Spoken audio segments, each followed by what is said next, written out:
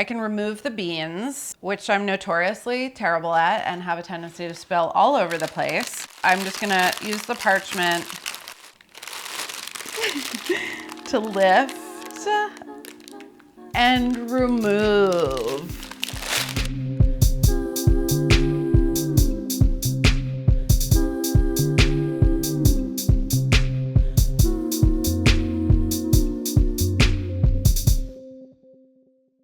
Hey guys, it's Carla. I am here again in my kitchen for another episode of That Sounds So Good. And today I'm going to be showing you my essential, indispensable, super buttery, extremely flaky pie dough. I use this dough to make a beautiful apple tart. That's going to be in another episode. It uses no electrical equipment. I just have a rolling pin and a bench scraper, the ordinary pie ingredients, and a special little method that makes it super flaky, super easy, and super fast. So all of the baking ingredients in That Sounds So Good have weighted measurements. I also give you the volume, and the full recipe is going to be linked in the description, so no stress. But I'm going to start with all-purpose flour, 150 grams. This is granulated sugar, kosher salt. So once that is together, I'm just gonna mix it with my hands. 1 stick cold unsalted butter. This is roughly tablespoon-sized pieces.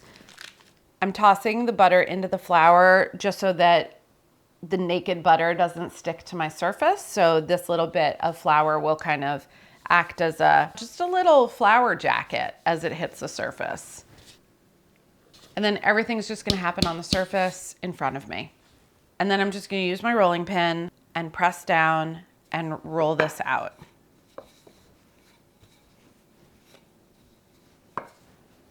This process, it's gonna look like a mess. And it's not gonna look like dough at all, and you just have to go with it. It's part of the fun. There's no part of me that expects the butter and the flour to become homogenized at this point. This is just about getting the butter into sheets. So this is what I'm looking for. I have long sheets of butter that are flattened out. They're coated. Other ones, and it's okay if they break apart a little bit, but this is the first step. Okay, so now I'm gonna use my bench scraper in one hand and my hand in the other hand, and I'm just gonna corral everything into a mound. And this next step is when I add the ice water, 1/4 cup of ice water. Oh my God, you guys, water is running amok.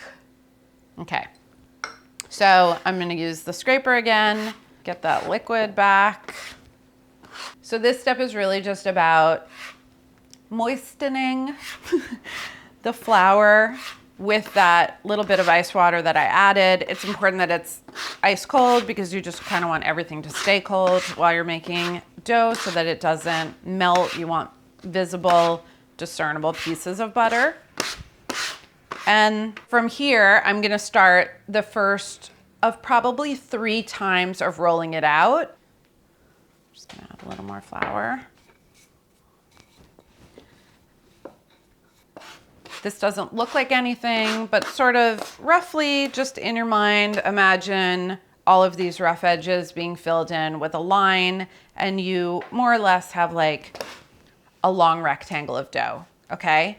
So now it's gonna flop all over the place, but I'm gonna sort of scoop from the front end and flip to the middle, and then scoop from this side and flop to the middle.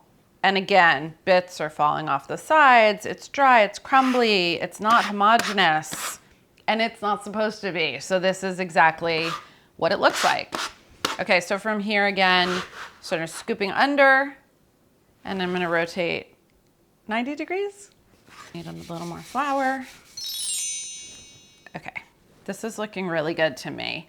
So what I am noticing is the sides are much less shaggy and broken. There's still some kind of crumbliness right at the edge, but the center of the dough is starting to look and feel homogeneous. It just feels like dough now, whereas before it felt like a dry sand party. And if you wanted to double check, you know, squeezing a little bit to see that it's holding together, but I can tell, like I can pick this up.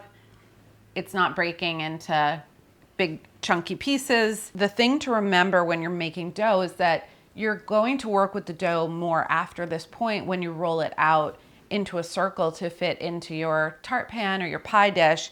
So it's gonna get more kind of action and you don't wanna overwork it.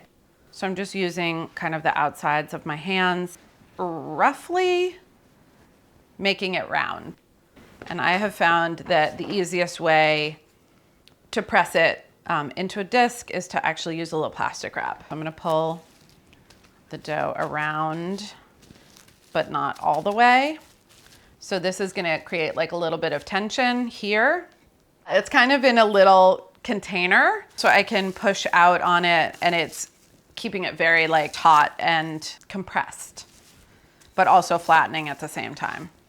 Now completely encased in plastic, I can push down on it a little bit. And this is how it should look when you put it into the fridge.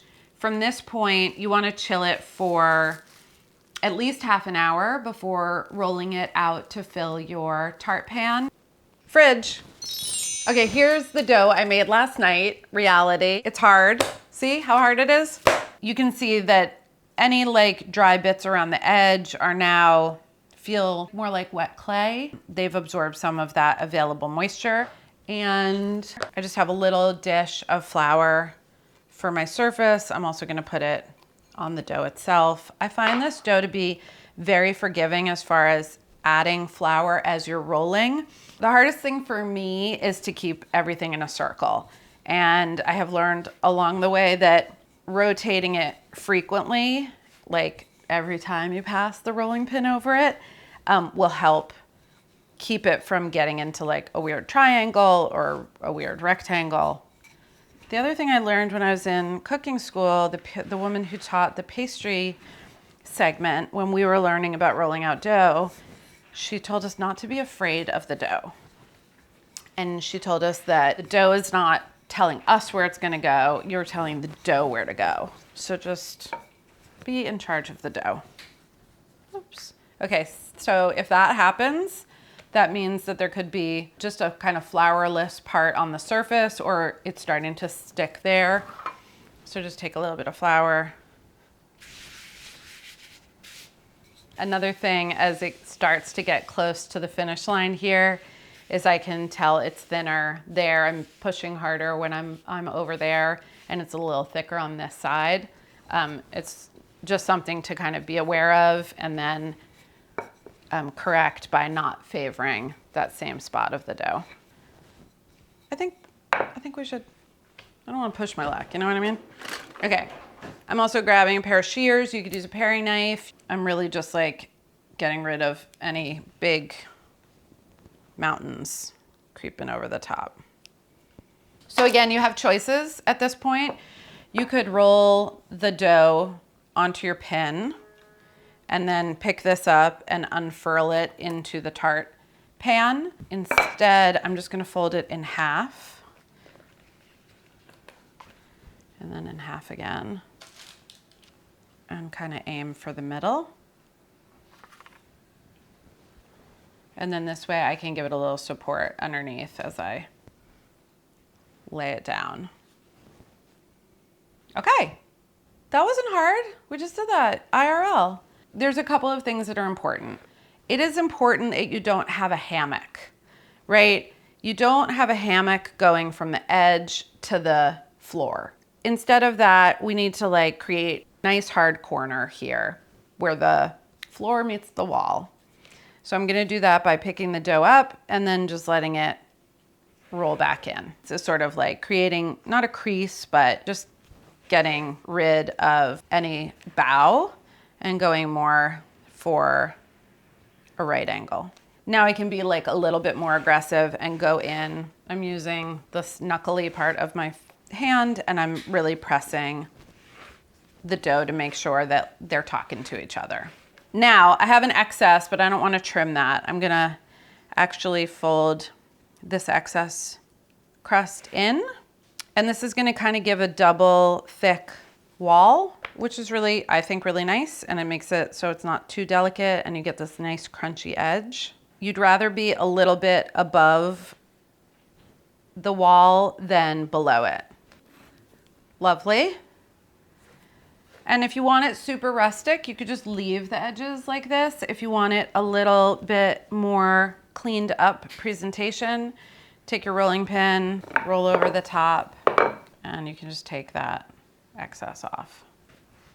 The last step, which I forget half of the time, is to dock the dough. All docking means is basically poking a few air holes in it. The steam will escape through those air holes and it'll stay flat. So 1, 2, 3, 4, 5, 6, 7. So I have a piece of parchment paper. I actually have already used this, but it's perfectly fine to use again.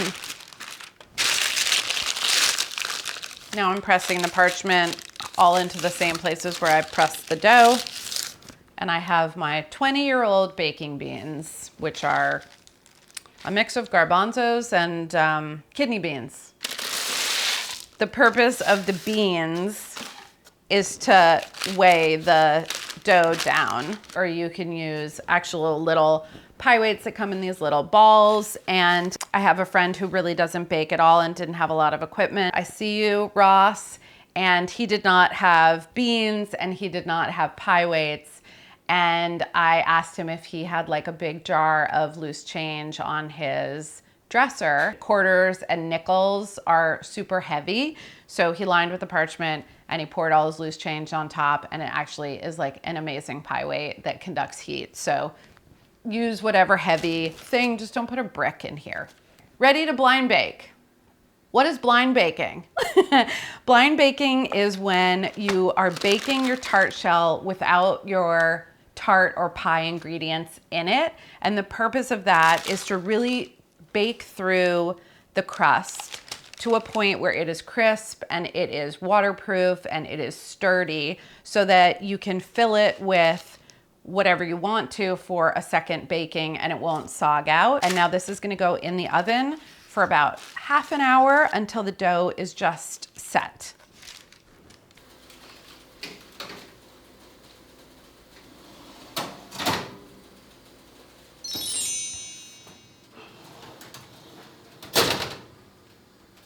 Just peeling up the parchment and peeking underneath. Okay, so I just checked the progress. And what I'm looking for is a slight golden around the edge, and that the surface down here feels firm and matte. So at this point, I can remove the beans. I'm just gonna use the parchment to lift and remove. This looks amazing, but it's not done. So it's gonna go back in the oven. It's gonna finish cooking until the way that it's golden brown on the very top edge of the crust. I wanna see that color all over the surface very evenly. She's going back in, 20 minutes.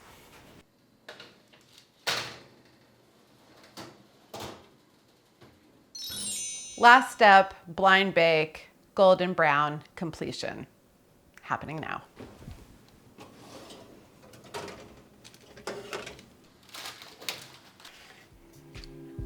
All right, that's what I'm looking for. Golden brown everywhere, right? When you go get a tan, you don't want to just be golden brown like on the bridge of your nose. You want to be golden brown everywhere. So that's what I'm seeing. A little bit of slumpage on one side. I'm not stressed about it at all. This to me is a beautiful, perfect blind baked crust, which I am going to use to make this gorgeous apple tart. So make sure to check out that video. But if you want to blind bake because you're making a custard pie or a pudding pie or a pecan pie, or when you're doing a quiche or a pie crust that is not gonna go back in the oven like a set custard, this is the method that you're gonna wanna use. This recipe will work for all of those preparations. I am really in love with making pie dough this way, and I hope that it works out for you too.